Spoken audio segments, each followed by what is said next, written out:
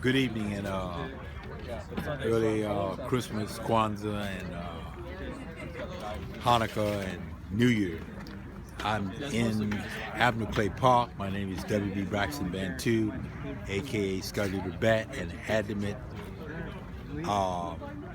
advocate and grim guardian for the poor and downtrodden. And the situation is grim and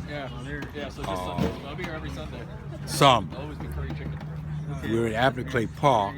As you can see, there are churches here that brought clothes, warm food, warm beverages, and but you'll observe in the distance a vacant field, and I would describe it as a desolate place, because it's somewhere in this field or this area where I'm being interviewed, there should be 2 portable toilets for people to relieve themselves.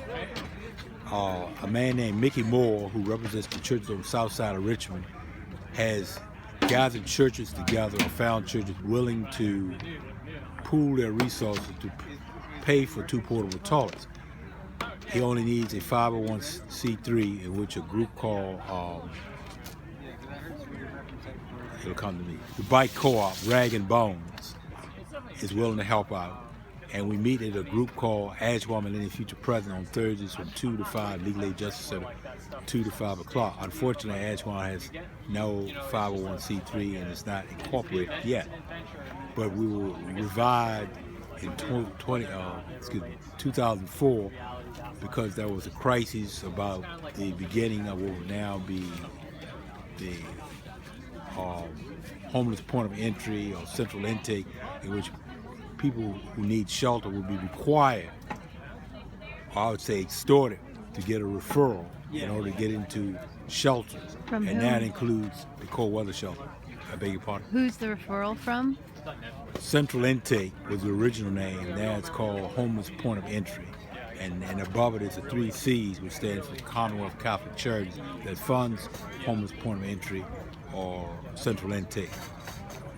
The problem is that you have to give up, originally you have to give up your Monday, Tuesday, Wednesday, Thursday, Friday from 8:30 a.m. to 4 p.m. to get a piece of paper about this size, a referral saying John Doe or Mary Jane has this referral to go to the Salvation Army, or go to Caritas, or go to Home Again. Now it's the cold weather shelter, in which I would argue all these are injustices against the poor, such as the cold weather shelter opens up as it's 40 degrees Fahrenheit and below, which is the ordinance, but the ordinance is flawed and perfect. It doesn't include inclement weather. And I've brought this to people's attention in former years, probably from 2004 to the current year, and I'll continue to do so to the years to follow. Now, the problem with Avenue Clay Park is why we have churches serving food, beverages, and bringing clothes and doing giveaways, is because Monroe Park closed November the 14th, 2016 for the renovation and a $6 million renovation and, I guess, a makeover or facelift, which would include a keish playground and a coffee cafe, which is not needed. So Monroe Park will be closed for 18 months or longer. In the meantime, the poor have nowhere else to go, as you see here, except Avenue Clay Park. This is only a remnant of the people who would be at Avenue Clay Park. It could be anywhere from 40 to 50 people on a Saturday or Sunday or major holiday. Now we have only maybe less than 40, maybe 30 or 35 men and women. But there's no way for men and women to relieve themselves after they've, say, consumed coffee or tea or hot chocolate even, or even solid food. And there are alleys nearby, but one should be unfortunate enough to be the police are called. A policeman could write that person a summons for public urination or public defecation. And I certainly don't expect people to soil their clothes. even though they got clothes to change into, but everybody cannot find clothes that would fit them properly. And where do you go to change into clothes? Which brings up another question. Where do you go to sleep tonight? You have either the cold weather shelter, which is 505 North 9th Street. The doors open up at 7 p.m. They require you to have a referral, and the curfew time is 9 p.m. So the other alternative is sleep where you can sleep. There are blankets over there. There are sleeping bags sometimes. And that means some people have to sleep on the porch of Grace and Holy Trinity, Sacred Hearts, which is across from Monroe Park. Or sleep on a bridge, or sleep in doorways of stores, such stores leading to the governor's mansion on East Grace Street. Or some people sleeping in the insert of the Arthur Ashe Center. Or some people set up all night on bus benches, and so forth. That's one of my issues that I've delayed for some time. There's not enough shelter in the city. And city council will probably say those are good ideas about having another shelter or upgrading the cold weather shelter, but they would argue they don't have the money. And I'm not one to call them liars on public TV. Of course, there are some people maybe would be brazen enough to do that, but there'd be consequences if you did do that. But I would argue that city council, the current one we have for this year, 2016, there'll be a new roll call for 2017, having moral, ethical, and spiritual responsibility to the least of its citizens. And that would include the poor on the streets, the poor in subsidized housing, and public housing, and so forth, or the people who recently have joined the ranks of those being on the street because something happened and they wasn't able to pay rent. And it usually happens around this time of the year, Thanksgiving, Christmas, and the New Year.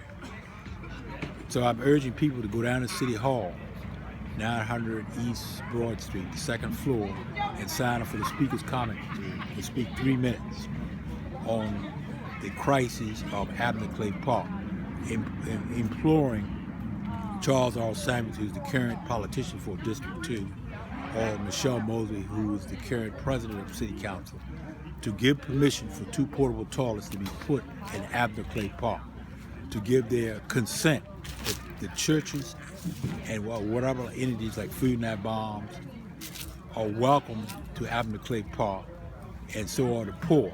Because there's a saying, and I don't think I've said it while being interviewed, most people are only 1 or 2 paychecks from being out on the streets. It could happen to those people. It could happen to those people over there. And the people I'm speaking to, it could happen to you. I don't want to be impolite and point to you, but it could happen to you. Because there's nothing etched in stone. Someone couldn't lose their job because of health, downsizing, or you're required to relocate. But for some reason, if you're not able to pay the rent and the bills, and you run out of money in your bank account, and you don't have friends and relatives to pick you up, you'll have to go to the streets and have to seek shelter. And this city, there's not enough shelter for men and women. It's worse for the women because there's no alternative. Men could go to the healing place on Commerce and Dinwiddie Avenue, but that's for men only, and they usually have 20 beds, and they usually have to do a lottery for the 20 out of, say, 30 men. So 20 men enter and 10 men may be turned away. But the ongoing crisis now, we need 2 portable toilets and permission, which we could expect, hopefully, from the Honorable Charles R. Samuel or the Honorable Michelle Mosby, to have 2 portable toilets put in Abner Clay Park, to give their consent that all are welcome to Abner Clay Park for food, beverages, clothes, blankets, and other giveaways. Especially this is the holiday time. And it's the time, December 25th is set aside as the birthday of our Lord and Savior for those of us who profess to be Christians. Even though nobody knows when Jesus was actually born, but it was the Roman Catholic Church that set aside December 25th as the birthday of Jesus Christ. But whatever day he was born, he certainly preached and teach on love, grace, compassion, and forgiveness. And this should not only be a seasonal teaching, but a year-round teaching. Because as I said, it's a saying, anyone can fall or suffer a fall and be in the plight of homelessness, and it's very difficult to get out. I have a lady friend I call M the Cat Girl.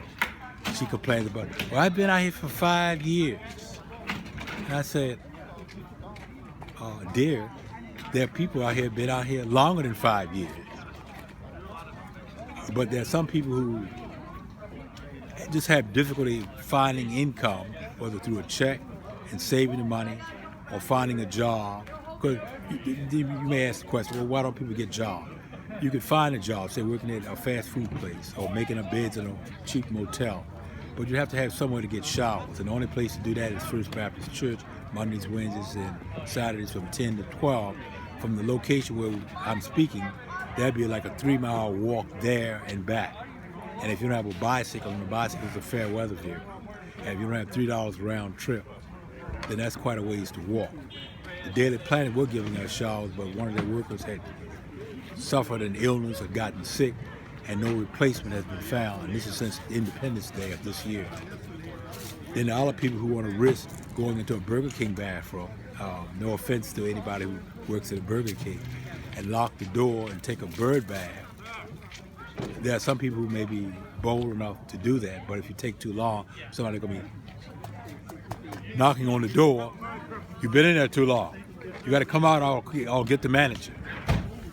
So those are issues that people grapple with every day.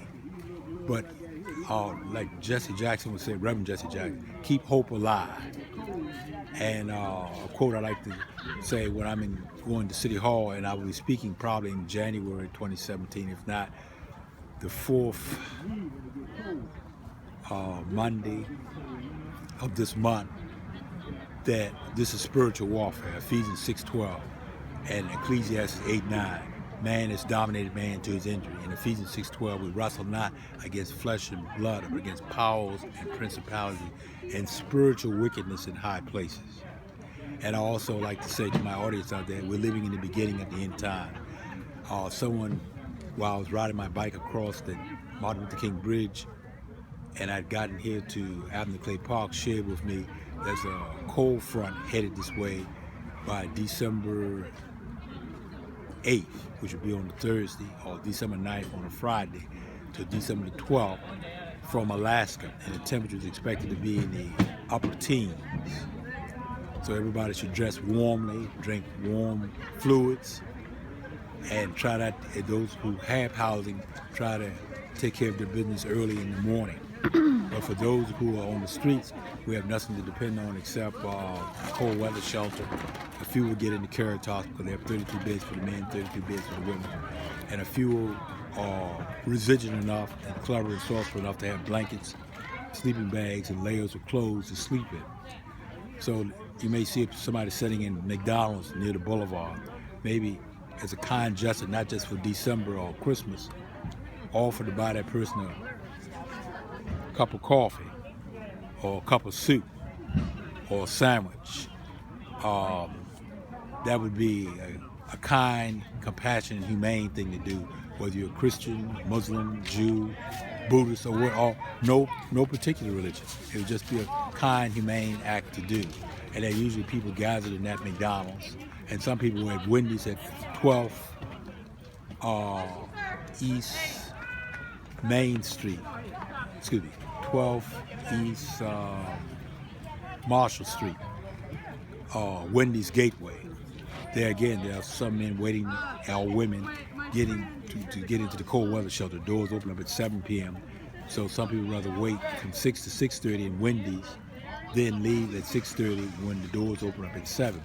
Or if you represent a church, it'd be kind enough to tell the pastor or the clergyman, let's bring some warm food, clothes, and blankets to the people waiting to get in the cold weather shelter. It opens up if it's 40 degrees Fahrenheit and below. Those temperatures will be consistently 40 degrees and below to the next weekend, and probably up to December 24th, December 25th. I think I've said all I can say, and I thank you for allowing me to share. And I wish you and your family a Merry Christmas, a Kwanzaa, Hanukkah, and a prosperous New Year to all of you. From WB, Scott Leader, back. Thank you.